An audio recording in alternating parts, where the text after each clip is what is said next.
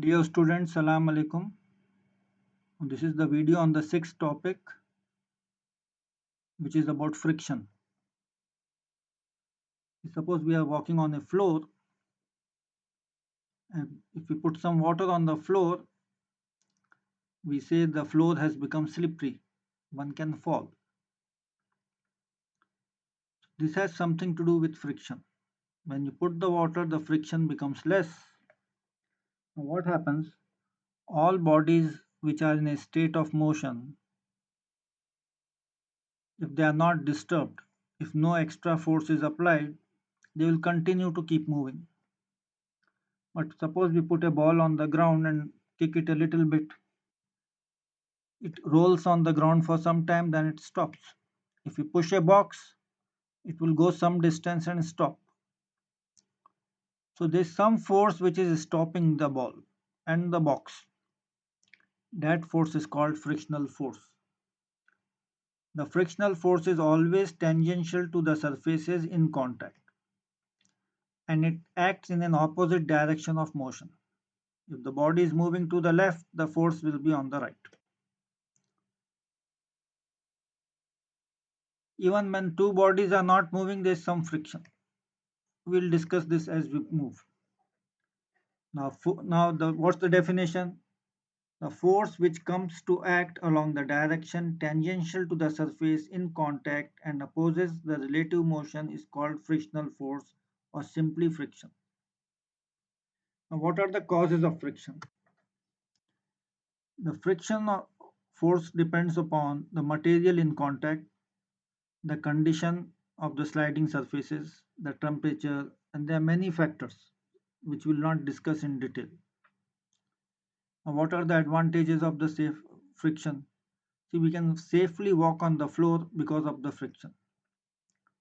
Suppose you want to put a nail in the wall to hang something, the friction is useful. If you want to hold a glass of water or a pen or pencil, it is because of friction. If there is no friction, you will not be able to hold the thing anytime. See, the vehicles move on the ground with the help of the friction. The rubber belt in the motors for transmission is based on friction. But there are many disadvantages also. These five are the advantages. There are some disadvantages. So we need extra energy to handle this friction, and there are a lot of losses in the engine. The engines heat up. The third thing is things start heating up. When you rub two things, they heat a little bit. That's why you see your engines are warm.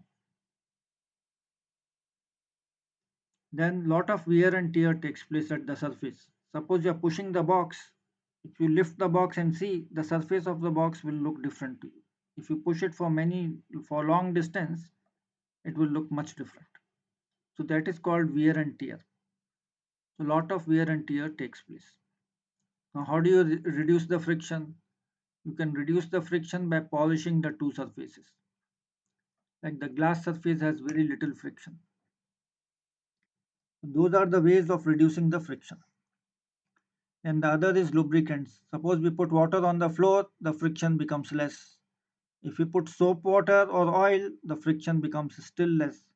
So these things are called lubricants like soap water, oil, grease.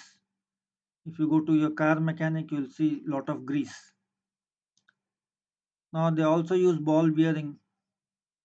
If you open the central part of the cycle wheel, you'll see small spherical balls made of lead. Lead is a hard material, so they do it.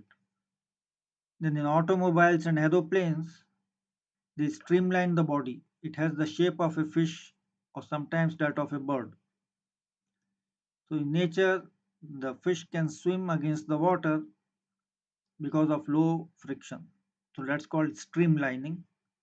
So they observe these some types of fish and some types of birds and design the body of the car and particularly fast moving like your race cars, the aeroplanes, that's called streamlining.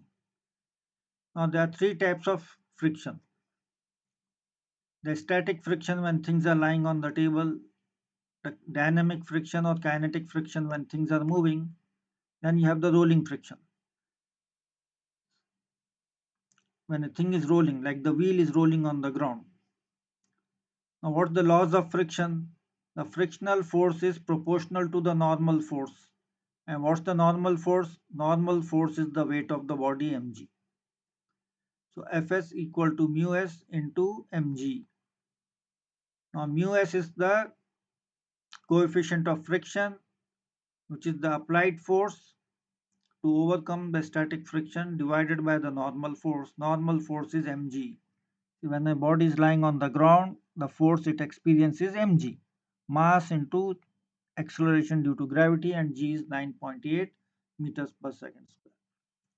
We will not be discussing many types of frictions. There are three types. We'll just write mu. Normally we have to write something like S for static, K for kinetic, R for rolling. We don't have to do it. We'll just write mu. This letter is like U with a long tail on the left, and we call it mu. Now, there are two questions with the different numbers. The questions are similar. A block of 10 kg is pulled at a constant speed on a horizontal surface, plane means surface, by a force of 20 Newton. Calculate the coefficient of friction. Now first calculate the mass is given. This G you have to remember 9.8. So the normal force is weight of the body, which is mg. 10 into 9.8 you will get 98 newtons. Now the applied force is 20 newtons. See, suppose you want to move a box on the ground, you have to apply some basic amount of force. So in this question it is said to be 20 newton. So the coefficient of friction will be 20, applied force divided by normal force. 20 Newton divided by 98 Newton. Now you'll get little more than zero point 0.2 because 20 divided by 100 is zero point 0.2.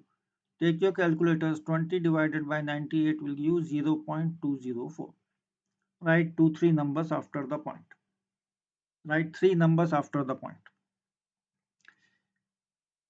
See, the coefficient of friction has no units because this Newton and this Newton will cancel. You'll always get a number between 0 and 1. 0 means no friction, it is impossible. You'll always have some friction.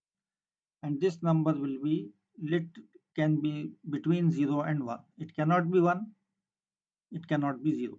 So it is strictly speaking between 0 and 1. Now let's look at the second question. A force of 98 Newton is required to pull a body of mass 100 kilogram over a surface of ice. Calculate the coefficient of friction on ice.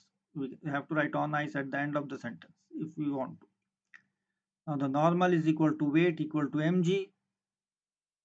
Now 100 into 9.8 will get 980 newtons. Applied force is 98 Newton. So the coefficient of friction is F divided by N. 98 Newton divided by 980 Newton. 98 divided by 980 is 0.10. This N will cancel. The coefficient of friction is 0.1.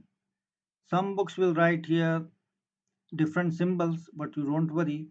There are only two types of questions in the friction we have. Next chapter will have a slightly different types of questions, and we'll see it at that time. Today what did we learn in this video? In this video we learned the definition of friction, the causes of friction, the advantages and disadvantages of friction, how to reduce friction. There are 4 methods given here. These are the 4 main methods, and there are 3 types of friction. You don't worry about the types. We'll be doing only one type and only one type of question. We'll discuss this more in the next video and also in the coming class. See you inshallah there. Assalamu alaikum.